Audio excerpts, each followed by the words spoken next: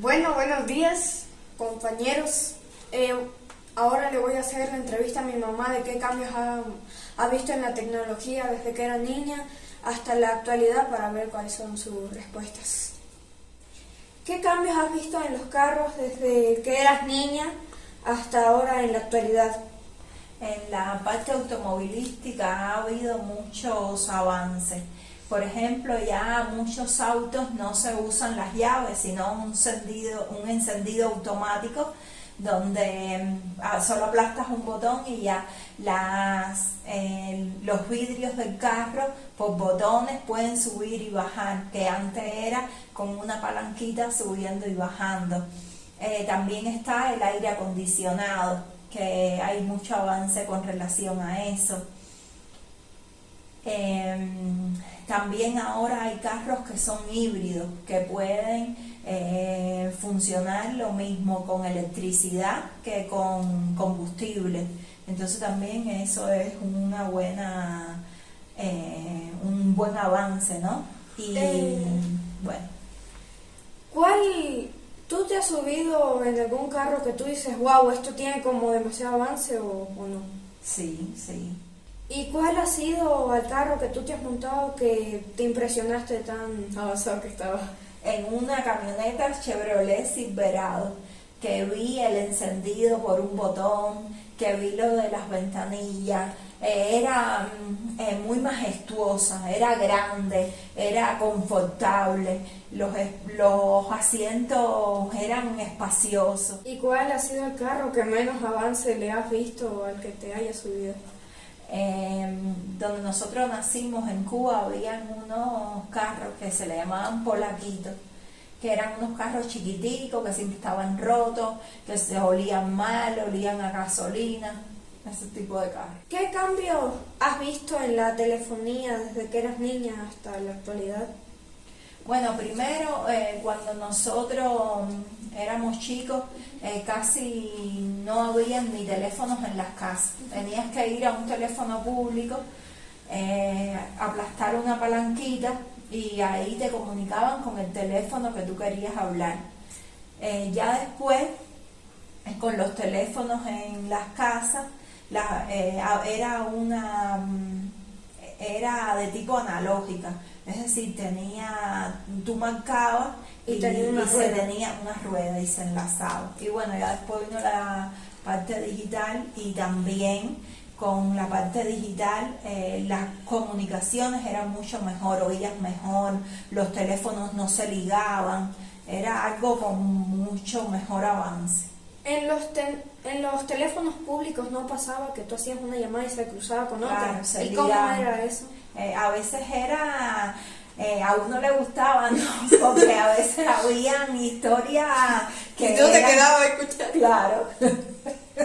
Éramos niños y a veces sí nos quedábamos para escuchar. ¿Y qué cambios, desde que tú eres niña hasta ahora, qué cambios has visto en la comunicación? O sea, en las noticias, en hacer llamadas, cartas. Ahora la comunicación está a un nivel muy grande, ¿no? Por ejemplo, te pongo un ejemplo. Antes, cuando en Cuba habían personas que emigraban, tú no sabías de ellos en años. Y ahora, con todo este tema del avance, inclusive 20 años que no sabías de esa persona, ahora con este tema de los avances tecnológicos en las comunicaciones, nunca pierdes el contacto con las personas. ¿Y en los teléfonos públicos no podías llamar a otros países o eso costaba mucho dinero? Sí podía, costaba bastante dinero. Y eran algunos lugares específicos que estaban destinados para eso. Por lo menos donde nosotros vivíamos en Cuba. ¿Y tú estuviste en esa época que tenías que mandar cartas y si no estabas a la hora que decían que tenían que estar, no? Bueno, mandaban cartas y un cartero te las llevaba a tu casa. Si tú no estabas, te las echaba por debajo de la puerta. Yo fui a un campamento internacional de pioneros y ahí tú tenías relaciones con muchas personas de todos los lugares del país y hice varias amistades con personas que no vivían en mi misma provincia y hacíamos eso y manteníamos comunicación muy buena con cartas. Y en los teléfonos públicos, si tú querías llamar a otra provincia, ¿costaba más o era igual que llamar a tu misma? Costaba más, siempre costaba más dinero. Entonces, ¿tú crees que la tecnología ha ayudado, ha hecho que nosotros avancemos o ha hecho que retrocedamos? Indiscutiblemente sí ha hecho que nosotros avancemos. Bueno, esto ha sido todo por esta entrevista. Le tenemos que dar gracias a mi mamá por habernos ayudado. Y bueno, esto ha sido todo. Chao. Y bueno, ahora le vamos a hacer las mismas preguntas a mi papá y él nos va a dar su respuesta. ¿Qué cambios has visto en los carros desde que eras niño hasta la actualidad?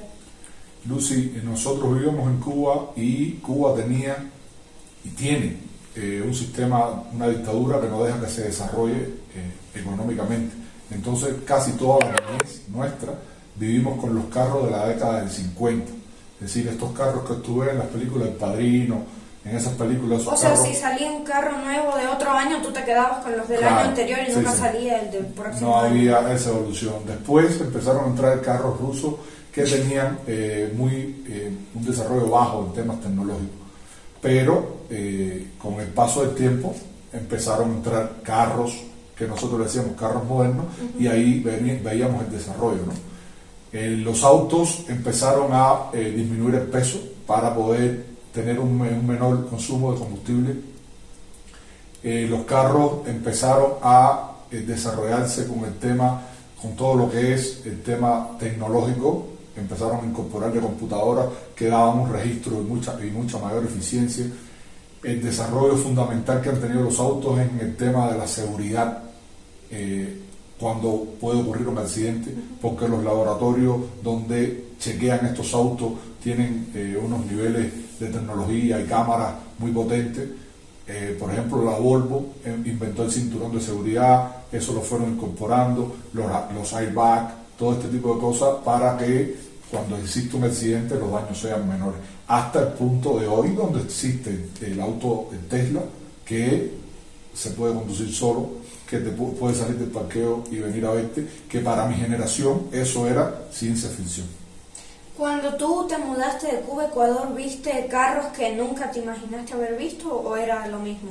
A mí me gusta mucho curiosear con el tema de la tecnología y sí me impresionó. En Cuba un Lada era un buen auto. Cuando ya llevamos tiempo en Ecuador, nosotros tenemos un Ford Escape. Ya cuando veía un Lada me parecía que estaba viendo un carretón de caballo, y sí, es impresionante el cambio que toda la familia tuvo con ese tema. Tú no lo viste tanto porque viniste de 10 meses, tu hermano sí, tuvo 5 años en Cuba, y nosotros en Cuba fabricamos una camioneta.